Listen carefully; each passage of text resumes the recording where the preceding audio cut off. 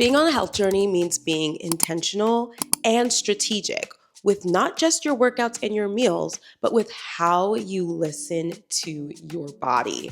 It's about aligning your habits with your hormones, understanding your energy shifts, while making smart choices that align with your wellness goals. Whether you're trying to gain weight, lose weight, whatever it is all about strategy. And once I learned how to listen to my body, be mindful of the different changes going on in my life while giving my body what it needs, that's when I actually started seeing consistency in this journey. In today's video, I'm going to be sharing with you guys 5 habits that have helped me not only lose weight, but maintain weight, because I've been on this journey for the last 2 years. And this is the first time where I actually feel in alignment with my goals and the person that I want to become. And I love sharing these tips with you guys because it's been life-changing for me, and I know it's going to be life-changing for one of you out there. But before I get into that, I just want to give you guys a quick disclaimer.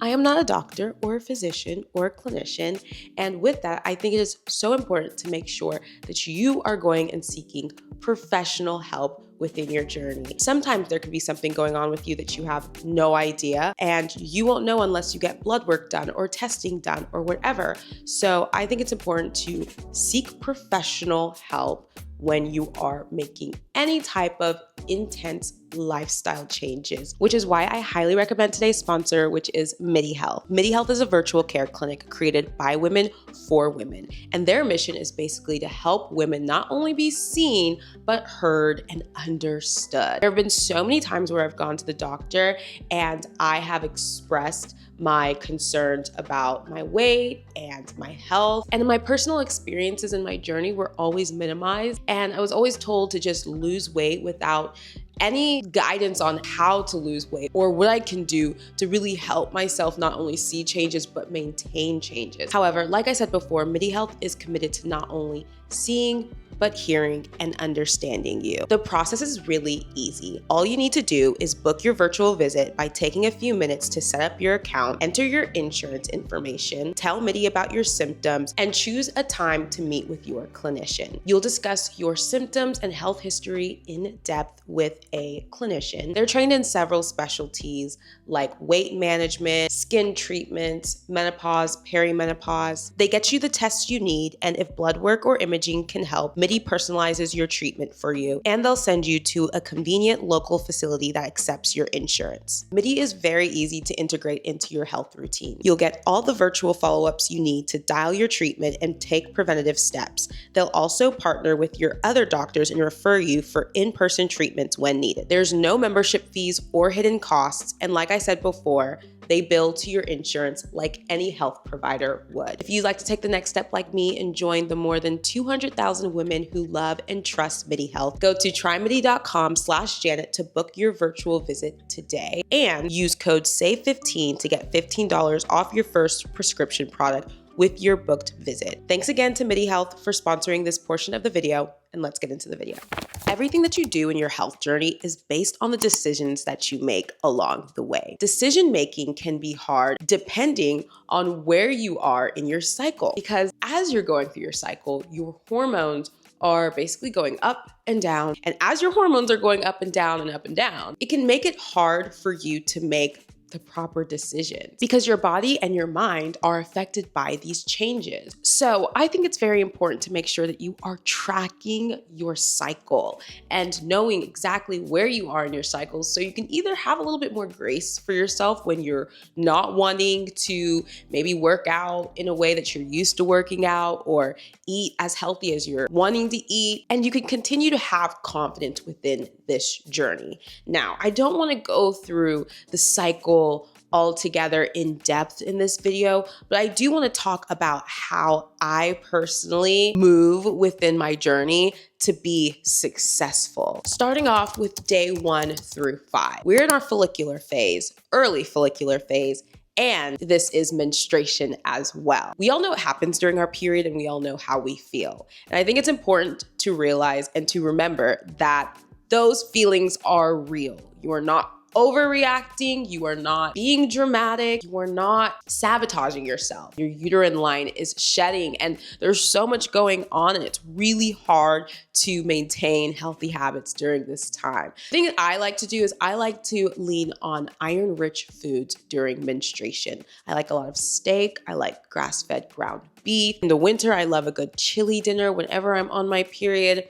Iron-rich foods are really gonna help give you a lot more energy because during this time, you're just gonna feel groggy, you don't have a lot of energy, you don't feel like yourself, the early follicular phase / your period. The things that I like to do during my period are like walking, yoga, Pilates. Those things make me feel really good. A good heated yoga during my period is chef's kiss. Then moving into late follicular phase, that is when estrogen is rising and you just start feeling like yourself again. You start feeling more creative, more energy, and your decision-making skills become a lot more grounded. You have more mental clarity to make better choices during this time. So one thing I always recommend is to take advantage of that. Take advantage of the time where you are a little bit more level-headed after your period ends and really lean into those habits. I like to lean things out a lot of salads during this time, chicken, ground turkey, seafood. I like to lean things all the way out and take advantage of the time where I feel the most confident. This is a time where I like to go on more runs, I like to do cardio, and I have more energy to weight lift. Then between day 14 and I guess 16 is typically ovulation for most people. Ovulation feels different for a lot of women. I've talked to a lot of my friends. We all have different symptoms during ovulation. Only lasts for about a day, but ovulation is a time where I like reel things back in. I also retain a lot of water weight during this time, so I try to keep the walks going so I'm not feeling as bloated. And most importantly, during ovulation, I feel magnetic. I feel like that girl. I feel so stunning. Like I look in the mirror and I feel so beautiful during ovulation. I don't feel beautiful right now. I'm cycle day 2, so that makes me sad. So during that time, I try to maintain those same habits that I did. I try to continue eating pretty lean and just continue on with how I was consuming my food. Then we move into the luteal phase after ovulation is completed. This is when progesterone is rising and you start to feel your serotonin slowly going downhill. Now, the luteal phase is a slow burn because it's about 14 days long. It starts after ovulation ends and it lasts up until your next period. I like to cut up luteal phase into 2 stages. We have early luteal phase and we have late luteal phase. Early luteal phase, I'm typically still good. My hormones aren't as bad because like I said before, it's a slow burn. So you'll start the luteal phase feeling good, but as the days go on, that is when you start to really see and feel those PMS symptoms. And when I say see, you'll see it in your face, you start feeling it in your body. I get like lower back aches. The cramps start coming up before the period even arrives. It is a slow burn for sure. But typically, you have a good week or so before you start feeling the intense feelings of the luteal phase. How you treat yourself during the late phase of your luteal phase will make the biggest change in your journey. I find that whenever I try my hardest, eat at home, eat foods that feel amazing for me, drink a lot of water, take my coconut cold, my vitamins. Typically, my period is so chill. Throughout the whole luteal phase, I still run, I still weight lift. I try to keep my routine as structured as possible. I will start to feel down. I'll start to feel like not like myself as the days go on, but I try to fight it. I try to journal. I try to really talk myself up because it's the hormones that are talking, not me. Once you get through that though, you can get through anything. And I find that if you have a good luteal phase, you'll have a good period. And all in all, when it comes to food, if I'm going to give in to cravings, I try to make them at home. If I want a cookie, I try to make a homemade cookie. If I want pizza or a flatbread, I try to make it at home and make myself a nice flatbread or pizza from home. It always makes me feel a lot better, and I'm happier that I can control the ingredients. Or if we go out to eat, I try to make sure we go somewhere that is farm to table, that use organic ingredients, and that makes me feel good after we eat. Decision making is so important. I know this whole part was super long, but it can make or break your weight loss journey. Next, I think it's important to make sure that you are tracking everything. Okay, we talked about all the different cycles. As a woman, I could tell you exactly how I feel with each cycle, and you might feel completely different, or you might feel similar during certain phases and different during others. So you can't look at my cycle and take that as Bible, right? Because you're a completely different person than me. So I think it's important to make sure you are keeping track of how you're feeling as the days go on. So I have a nice little tracker in the Notes app. I like to track the day, where I am in my cycle. So like cycle day 1, cycle day 2. And I'll say whether I'm in like the luteal phase, menstruation, ovulation, etc. I like to write out how I'm feeling that day, what I ate, and my weight. This might be a little controversial, but yes, I do track my weight. Do I weigh myself every single day? No. But I think it's important to know how your weight fluctuates during your personal cycle so you're not confused when you gain 2 or 3 pounds in a day. If you know that you are ovulating in the next couple of days, and typically during ovulation you hold on to a lot of water weight, you won't freak out that you're gaining weight and decide to give up altogether because nothing's working. No. When you're tracking these things and you know what's going on with your body, you're just more likely to just be like, oh, those 2 pounds are water weight. Now, I don't weigh myself every day, like I said, but whenever I was first on my weight loss journey, I did weigh myself pretty consistently, probably like every other day, just for research purposes. Now that I'm like maintaining and stuff, I probably weigh myself once every like 2 weeks or so. And that's because I just like to be in the know with my body. I like to know where I'm at. I don't really like to just not know how much weight I've gained or nothing.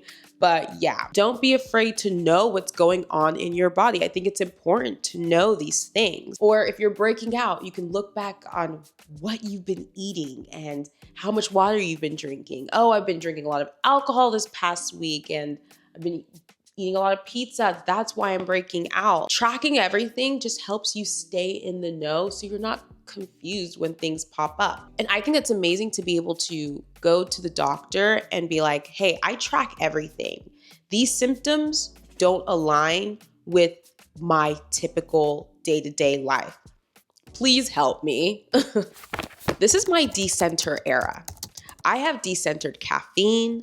I have decentered fast food. I have decentered alcohol, and these changes have literally changed my life. I used to be the type of person who was honestly addicted to all of these things. I needed these things to thrive. I needed caffeine to start my day. I needed fast food to make me feel cozy inside. I needed alcohol to help me take the edge off. It just felt like all of these things made me feel better, and I didn't like that. I didn't like that at all. Now, I'm not saying I don't have these things, but it's all in moderation.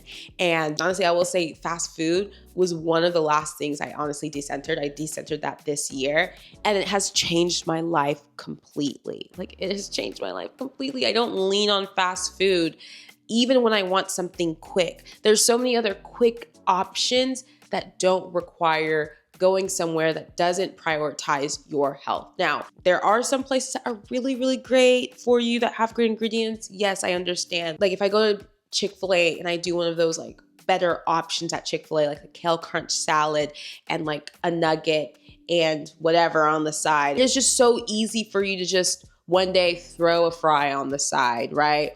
Or throw some nuggets in.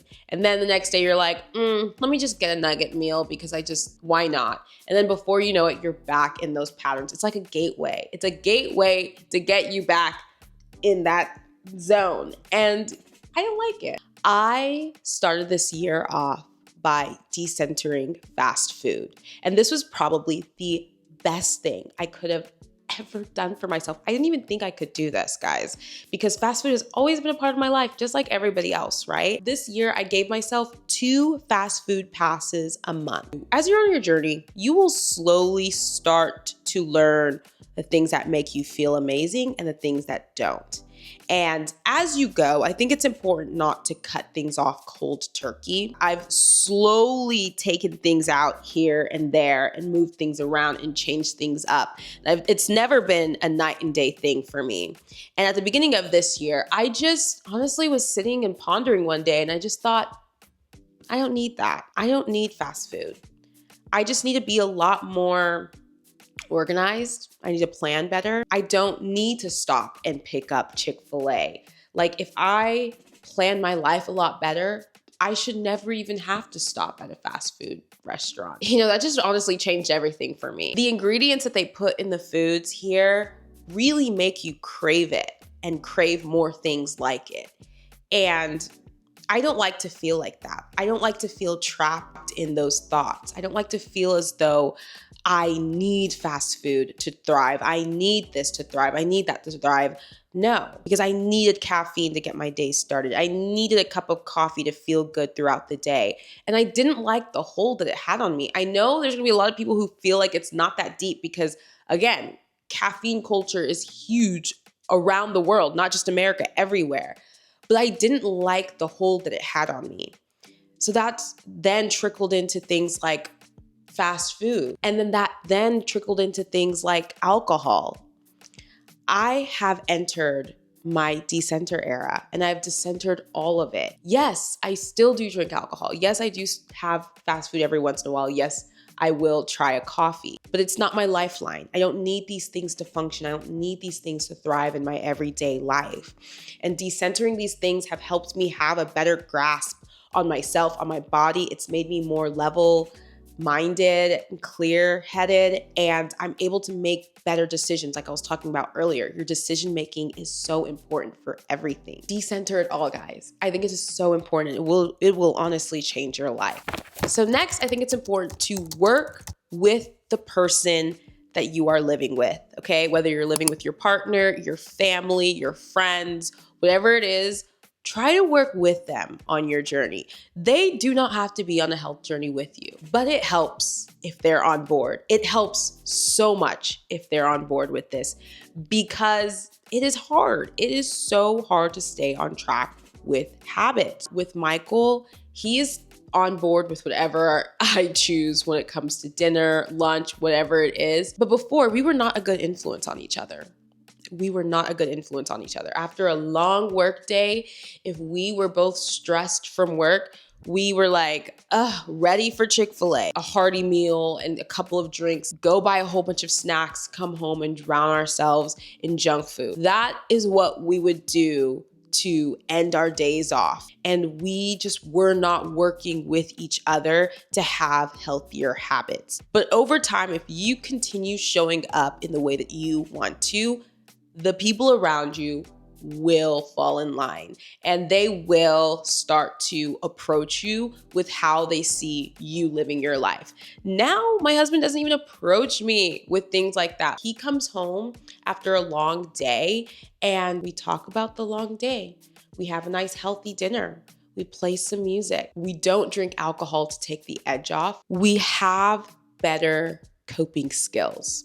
We've learned to work together on this journey and we've helped each other get to a place where we're actually doing better for ourselves. It wasn't healthy to just go to Chick-fil-A at the end of a stressful work day because we were leaning on Chick-fil-A to make us feel better and to have more comfort. It wasn't healthy for us to go and get a couple of margaritas after a stressful work day because it was making us cope with alcohol, and every other time we were stressed, that is what we wanted.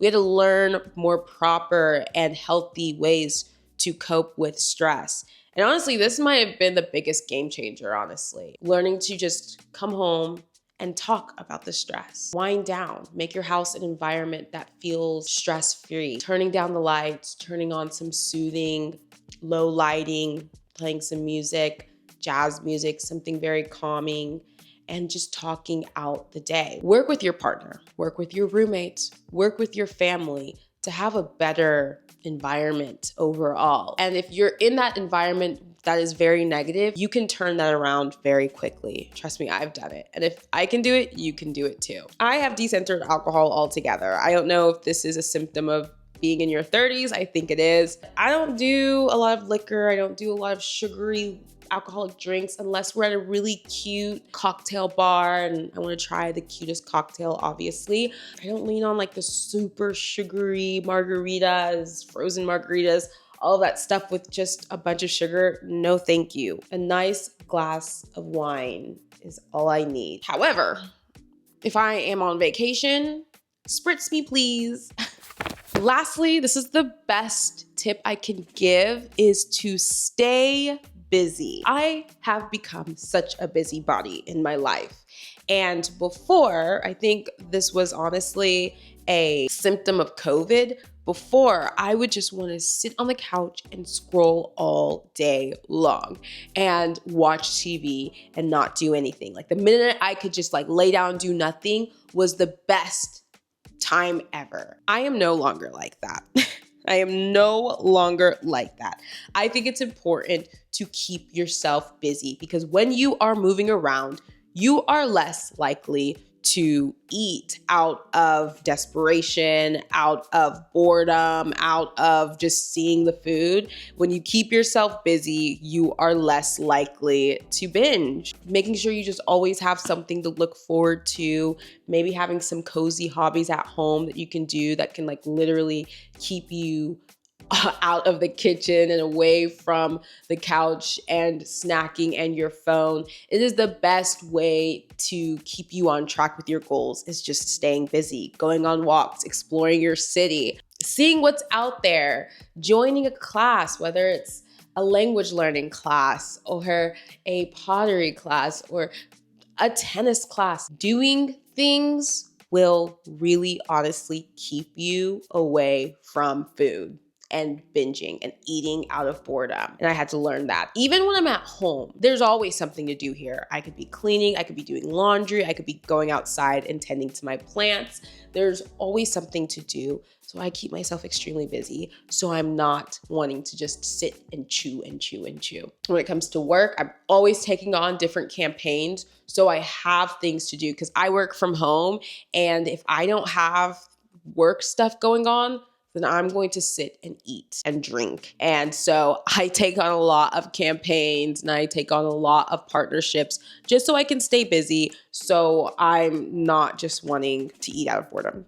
So stay busy, guys. It really does help raise your NEAT levels. We all know what NEAT is. It's non-exercise activity thermogenesis. It's everything that you do outside of planned exercise, eating, and sleeping. And it's a great way to burn calories while doing things that you need to get done, housework, house projects, organization, anything like that.